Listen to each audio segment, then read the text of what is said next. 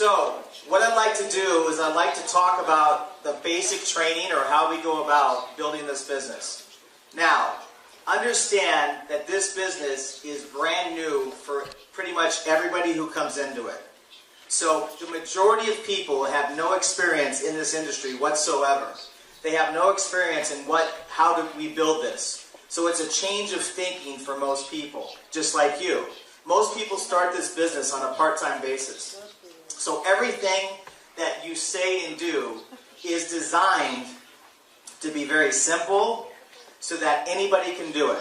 Okay? Does that make sense? Yeah, perfect. So, I'm going to first talk about team building and building a huge group, and then I'm going to talk about how to get customers in a simple way through, samples and everything else. Now, for me, here's a question for you.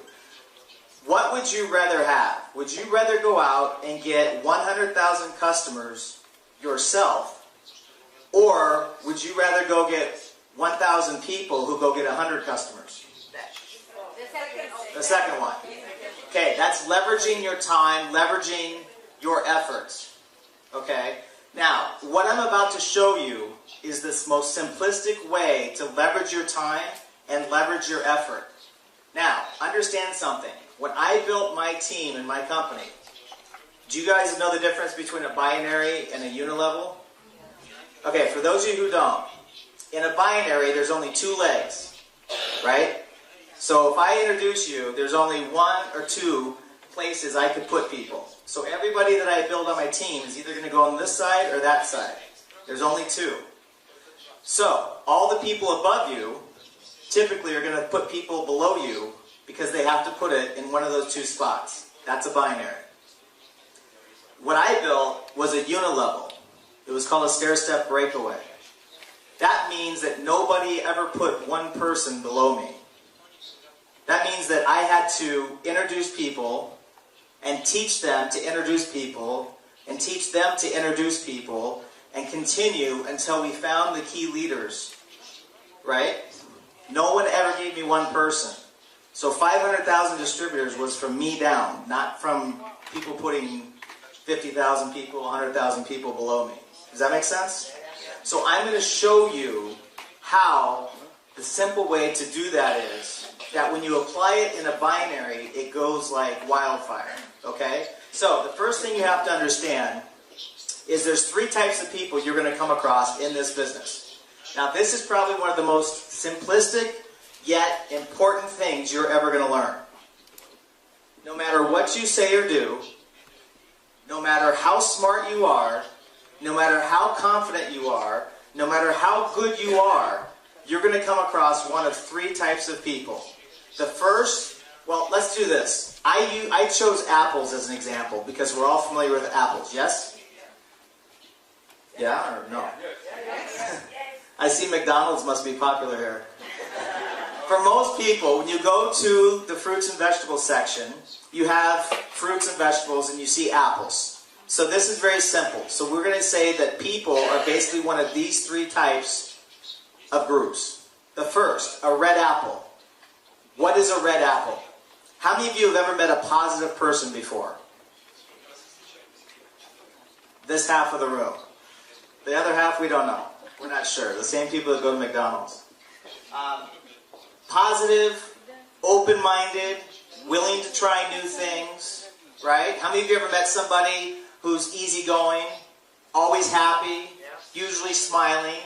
You could usually tell a red apple because they're pretty easygoing. They like to try new things. They're open to meeting new people. You know, these are the type of people you might say, hey, listen, would you like to try, the products? They'd say, yes, absolutely, great. You might say, hey, came across a business, you want to check it out. They'll say, yeah, sure, what is it? Same people. You might say, hey, let's go check out this restaurant. And they might say, well, I just ate there 1 hour ago, but yeah, let's go anyway. You know what I mean? So these people, you might even say, hey, let's go skydiving. They'll be like, okay, I'm in, right? So these people basically are the people that are open to try new things, open-minded, positive, typically happy people. You'll know when you come across a red apple, whether you're talking about the business or whether you're talking about customers, because when you come across them, very simply, they say yes. You know, hey, check out this business? Yeah, sure. And they do. Hey, try the products? Great, let's do it. And they don't sit and want to analyze everything. They just try it. They're open and they want to go. That makes sense? You want to spend 95% of your time talking to or looking for red apples. 95% of your time is looking for red apples or talking to red apples. Okay? That is very important. How many of you like sales? Some of you. Okay? If you like sales, you're going to love this. How many of you don't like sales? The majority of you. If you don't like sales, you're absolutely going to love this. Because this approach is not sales. In fact, in sales, you're trying to say the right thing at the right time to convince somebody to go the way you want them to go. Yes? This is not that. In fact, the number one rule, if you want to go fast in this business, is the moment you find yourself trying to convince somebody, you're wasting your time. The moment you try to find yourself convincing them to come check out the business, if you're trying to convince them, you're wasting your time. If you're trying to convince them to try the products, you're wasting your time. Why? You don't need everybody to be a red apple. I built my entire organization off 6 motivated red apples. You don't need everybody in Israel to be in your group. You don't need everybody in Europe to be in your group. You don't need everyone in the world to be in your group. You could change the course of your life and your family's lives for generations by finding just a handful of red apples. So you want to spend 95% of your time only talking to red apples or working with red apples, looking for red apples. How many of you like the idea of only talking to people who say yes? Absolutely. The other thing is people don't like to be sold. How many of you have noticed I'm this way? I mean, I've been in sales my whole life, but what I felt made me good in sales was I never tried to sell anybody. Like when I would walk into a clothing store, and the first thing the salesperson says is, you know, can I help you? Right away I'd say no. Nope, I'm just looking, thanks. Now, the smart people that sold me things in the past, when I walked in, whether it's to buy a car or clothes or whatever, they wouldn't say anything to me. They'd just say hi. And then they'd go over to the side and just let me be. And then I would come over 2 minutes later with some questions, and then they'd end up selling me. Does that make sense? So when you come at somebody and you're trying to convince them, people's natural reaction is to put up their defense and say, no, I'm not interested. That's their natural reaction. So if you come at people in a sales approach, it won't work. You have to come at it with the attitude that you don't care whether they're interested or not. And quite frankly, you don't care if they're interested or not. You don't need a whole army of red apples. You only need a few. And then those few will tell a few, who tell a few, who tell a few. So, you want to focus on looking for red apples. Also, as a side note, there's a part of your brain, I'm getting a little bit into leadership here, but there's a part of your brain called a reticular activator. It's in the primitive part of your brain. And what it does is it looks for and finds the things you're thinking about. For example, how many of you ever decided at some point in your life that you wanted a new car, right? And you thought about that car, and the moment you made a decision that you wanted that car, you started to see that car everywhere on the streets. Right? That's the part of your brain. That car was always there. It was always in the neighborhood. You just didn't see it because you weren't looking for it. So you want to get focused on looking for red apples only. Looking for red apples who want to say yes. Yes to the business. Yes to the products. Yes. That's it. You start looking for red apples, you will find your red apples because they're everywhere. If you're not looking for red apples and you're just looking for anybody, you'll find just anybody. Does that make sense? Second group of people, green apples. Now, a green apple, you'll know right away because they're kind of in the middle. Let's pretend we want red apples and we have green apples. That means they're not quite ready yet. They're kind of in between. You'll know a green apple because they have lots of questions. How many of you have met a green apple before? I think all of us have, right? Now, these people have questions. It's okay if they're a green apple. It's okay if they have questions. That's fine. In fact, if you have a green apple who has questions, do your best to get them the answer. Or, if you're like me, I just point the green apples to where to get the answers.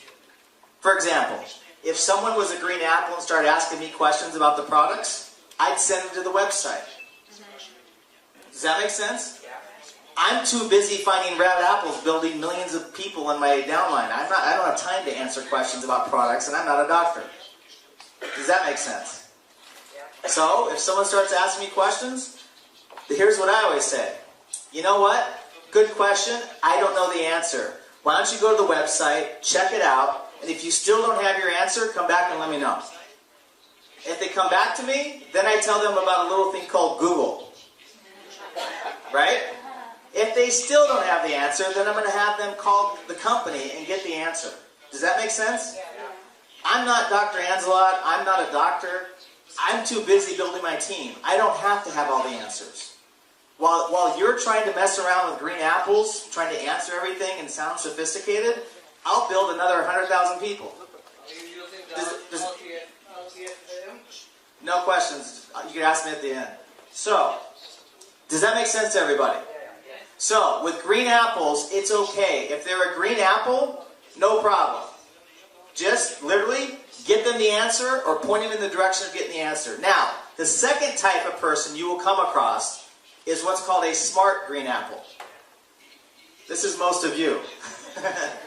A smart green apple is somebody that feels they have to know everything, right? They have to know everything. In fact, how many of you have ever met somebody that loves to know everything about everything? Right? We all have. They want to feel like they know the answers because that makes them feel more secure with what they're doing or their life. How many of you have ever met somebody that loves to be right? Right? They'll go down fighting until the end of days, proving that they're right. Okay? Sometimes you will come across certain types of green apples that aren't asking questions just because they want to know the answers. They're actually trying to show you how much they know. They're trying to prove to you that you don't know, right?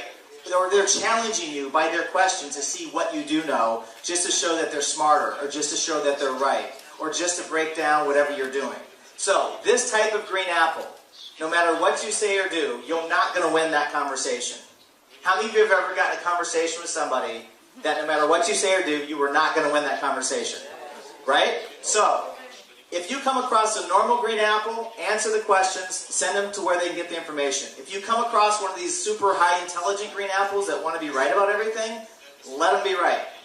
Again, if I come across those people, even if I know the answer, the first thing I'm going to say, if I realize they're just trying to be super smart, I'll say, you know what? I don't know.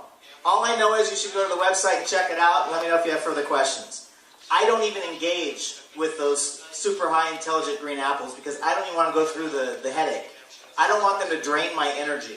How many of you ever gotten in a conversation with somebody that so wants to be right that it just drained all your energy? The majority of people in this business make a mistake, and what they do is they go out and they start running into these green apples.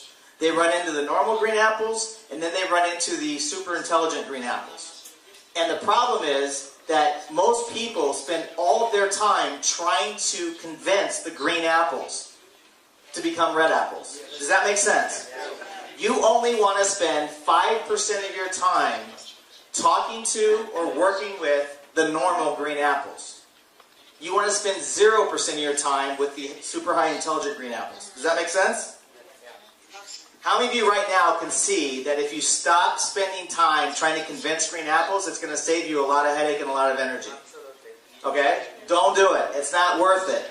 People are going to make their own decisions. Get them to the place where they can get their answers. If they turn into a red apple, they're going to turn into a red apple. If they don't, they never were going to do that anyway. Some people will actually want to be a green apple for a period of time.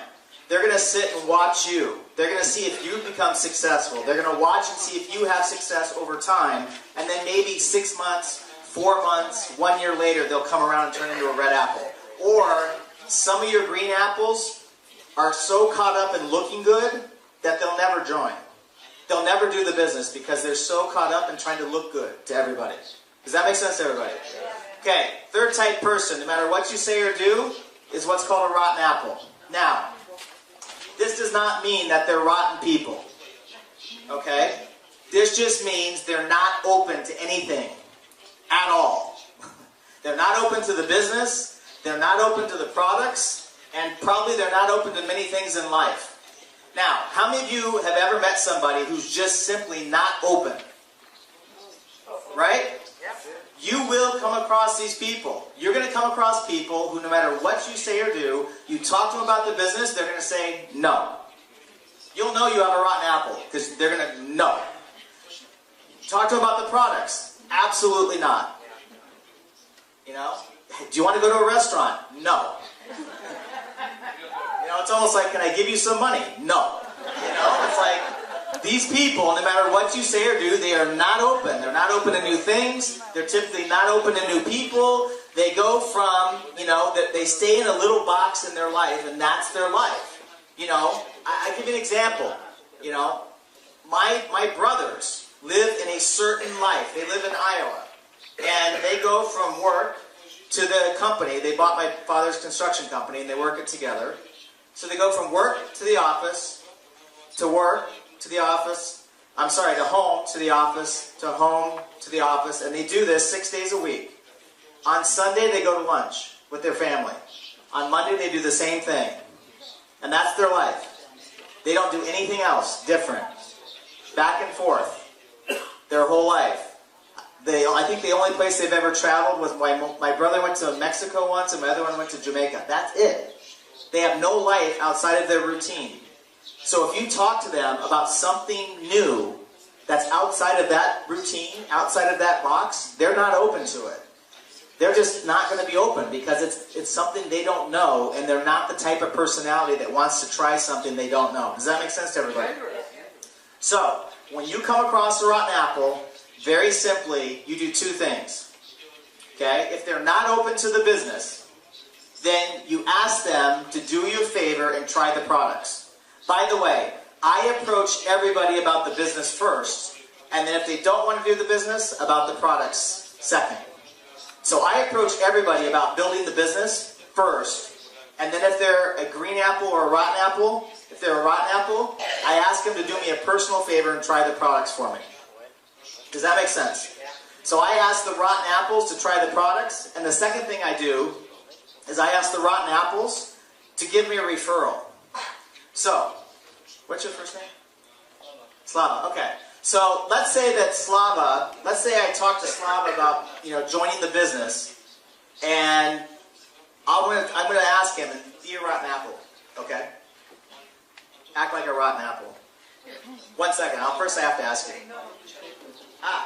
You want to do it? Who speaks good English in the first row? Who can be a good rotten apple? You can? Yeah, sure. Okay. So, I'm going to say, hey, what's your first name? Denise? Yeah. Okay. I'm going to say, hi Denise, it's Jeff. How are you? Great. Good. Hey, listen, do you have a minute? Yeah. No. No, wait, she can be open for 1 second. Sorry. No. Be open for 1 minute. Just go with me for 1 minute, then you be rotten. So, listen, I know you're busy. I know you don't have any extra time. But if there was a way for you to generate income without changing your schedule whatsoever, would you want to know about it? No? You're right. No? Okay, hey, would you do me a favor then? Would you try something for me? I have a business that's going right now, and I need your help. Could you try these products? They're absolutely amazing. In fact, I want you to try the serum. Basically, what this is, and then I talk about the product. And then I'll say, could you do that for me as a personal favor? Now, she's either going to stay a rotten apple, or a lot of rotten apples will actually try the product to support you in the business. Does that make sense? Now,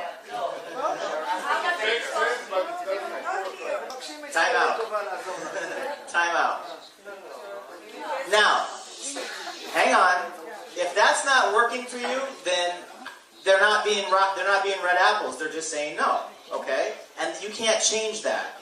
My point is, we've gotten a lot of rotten apples to try the products just because we asked them to do us a favor. If it's not like that here, then there's nothing you could say or do to get them to try the product. Nothing you could say or do. But you might be surprised. The other thing that we like to ask rotten apples is, hey, Jeunesse, who do you know that maybe wants to make an extra, I don't know what it is in shekels, 2,000, 3,000 euros per month part-time? My sister. Your sister? Great. I ask rotten apples for referrals. Does that make sense? To who she knows that may be interested, and I usually give a figure that's normal, like 2,000 or 3,000 euro, I don't know how many shekels that is, right? And I'll say, who do you know that would want to make that part-time? You'll be shocked at how many rotten apples will actually start giving you names. They'll start saying, oh, you should call my sister, my brother, they both would probably be interested in something. Now, she doesn't even know what we're doing, because she was a rotten apple. But she's still going to give referrals. Maybe it works here, maybe it doesn't. But if you don't ask, you'll never know. Now, I was told, I'll get to questions when I don't want statements. I'm in the middle of the training. So, bottom line is, we did this in Asia, where everybody was like, no, you can't ask rotten apples for anything. And I said, okay, we'll just try it. Now, these are diamonds who are making a lot of money. They started to try it, and I started to get texts left and right that the rotten apples were starting to make referrals. Rotten apples were making referrals to people who they thought would be interested in something, and they started to close the other people. So, if you don't want to ask a rotten apple, you don't have to. If you don't want to ask them to try the product, don't do it. If you don't want to ask them for a referral, don't do it. My point is, rotten apples are going to be no matter what you say or do. What you do from that point is up to you. Does that make sense to everybody? Now, the group that I really want to warn you about is what's called the rotten apple. The rotten apple. The double rotten apple. Okay? This is the group that will not only say no, but they're going to try to do everything they can in your power to talk you out of doing the business. How many of you met them already? Yeah. You need to know this group. Because not only are they going to be negative about pretty much anything, but in the name of love, they're going to try to convince you not to do this and that it's not going to work. Now, you need to know this because your rotten apples are going to be disguised as your family and friends. Think about this. Think about it. My own father is a rotten apple. Now, I love my father. It's my father. I love my father. But when I first wanted to move from Iowa to Los Angeles, my dad told me this. Son, are you crazy? You'll never make it. The city's too big. You don't have any money. You'll be back to me within 1 month looking for money. That was my father. Good support, right? So I went to Los Angeles. I got a job in one company. It's my only corporate situation. And in less than 2 years, I doubled my company's sales. So I created 12 million in new sales in 2 years. And the company had been around 75 years. My salary doubled. I got a company car. I'm 22 years old. I get a company car. I get a mobile phone. Do you guys remember the mobile phones that came in the case? I thought it was cool with the mobile phone, you know, walking with the case, right? So my life looked really great. So my dad, you know, and I had insurance from the company. So my dad was like watching all this. Well, I decided that I didn't like working for other people. I decided that I didn't like my boss and that I wanted to have my own business. So I told my father I was going to go into real estate. Are you crazy? I thought you were intelligent. The market's not good in Southern California. Now here's my father, who owns a construction company in Iowa, who all of a sudden he's a real estate expert in Southern California real estate, right? All of a sudden he knows everything. It's commission only, the market's not good, you won't make it, I thought I raised you better than this. I go off, and in real estate, my first year part-time, I made 3 times the money I was making in my career. My father didn't say anything. After that, I went on, and I became one of the top real estate agents in the United States.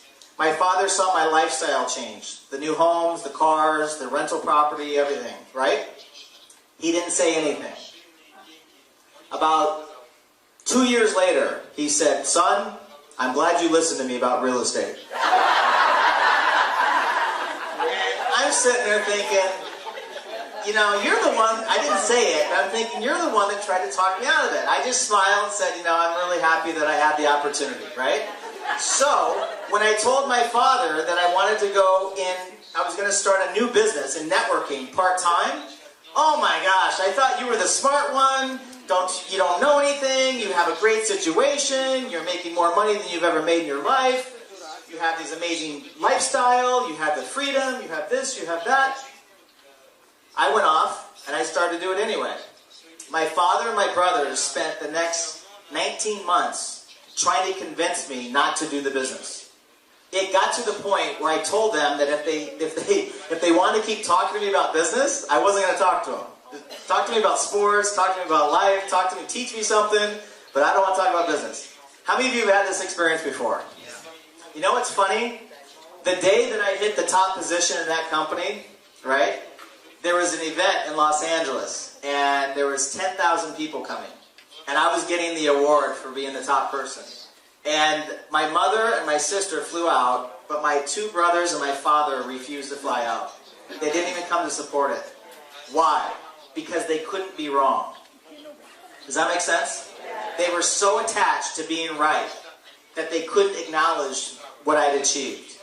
Now, they've been like that my whole life. Finally, last year at Thanksgiving time, which is the Thanksgiving in America, my little brother called me. He said, and this is after 20 years, he said, do you know why Dad and Scott and I give you a hard time with everything? And I said, yeah. He goes, well, I'm going to tell you anyway. He said, we give you a hard time because I hate my life. He said, I go from my home to my work. I don't like what I'm doing. I don't like construction. I wish I could do something else, but I don't know how to get out of it. He goes, in everything you ever done, if you felt like doing it, you went and did it. If you felt like giving it a shot, you went for it. I didn't. I had too much fear.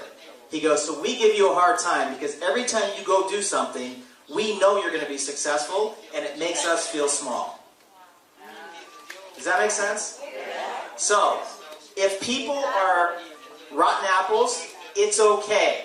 No means no, not right now. Some of your rotten apples will come around later. Maybe they'll be a customer later. Maybe they'll be a representative later. It doesn't matter. You don't need them right now. It's okay. Let them be. Don't try to convince them. Don't try to convert them. Just say, okay, thank you. Make sense? The rotten apples, when you come across them, there's a million reasons why somebody's going to do this. But most of the time, people in the name of love will try to talk you out of things. How many of you have ever been in a situation where you were really excited about something in your life, you went to your family and friends, and they were the first ones to shoot you down? Yeah? So, be prepared, and prepare. Every new person has to understand this is completely normal. This is how it is in life. It's not just Jeunesse. See, most people make the misunderstanding when they come across a rotten apple, they think it's because of them. They think that if they have a rotten apple that they can't do the business, or it's not going to work for them, or they said something wrong. You didn't say anything wrong. It's just the way life is. It happens every day, every time. Does that make sense? Okay, now, you're going to go through, because of these 3 types of people, first of all, how many of you ever had a good day with people? Like, you enjoy people. How many of you ever had a day where you enjoy people? Okay, how many of you ever had a day where people drive you crazy? Right? How many of you ever had a good day at work? How many of you ever had a day where at work you wish you weren't there? Right? How many of you ever had a good day in a relationship? Half. How many of you ever had a challenging day in a relationship? Most of us, right? This is life. You're going to go through what's called the emotional roller coaster. You're going to have days that are really, really good. You're going to have days that are really, really challenging. You're going to have days where things just seem like they're just taking off for you, and you're going to have days where you want to pull your hair out because you can't understand and you're frustrated. This is the emotional roller coaster of life. you will go through the same thing in Jeunesse. You're going to have great days where you come across red apples and you're thinking, this is the best business ever. You're going to have days when you come across some rotten apples that just drain your energy, and you're going to think, what am I doing? How many of you have already seen this experience? Yes? The emotional roller coaster. This is perfectly normal. Every single person is going to go through this. This is every single person, and you're going to continue to go through it throughout your career in Jeunesse, and you're going to continue to go through it throughout life. It does not change. This is life, because we're dealing and interacting with life. Life gives us challenges, life gives us beauty, life gives us everything. You'll have the full spectrum. The key is to have long-term thinking. See, you have to make a decision from the moment you start that you're not going to stop until you get to where you're going. If your goal is 1,000 euros per month, let's say, I don't know how many shekels this is. Sorry, I don't know the conversion. 5,000 shekels per month? Great. You're not going to stop until you hit 5,000 shekels per month. If your goal is 10,000 shekels per month, you're not going to stop, no matter how many good days or how many bad days, until you hit 10,000 per month. If it's 100,000 per month, you're not going to stop. You have to have long-term thinking. This is not get rich quick. This is something that you build part-time, over time, over a period of time to reach your goal. Some people go faster. Some people happen to bump into some red apples right away, and their group takes off, and they start making money right away because they happen to come across some red apples. Does that make sense? There's no rhyme or reason to it. Some people just get lucky and they come across some red apples. Other people will come across the big red apples later on. Later on, they'll come across the red apples. Does that make sense to everybody? So as this goes up, as this goes down, you have to have long-term vision on where this is going.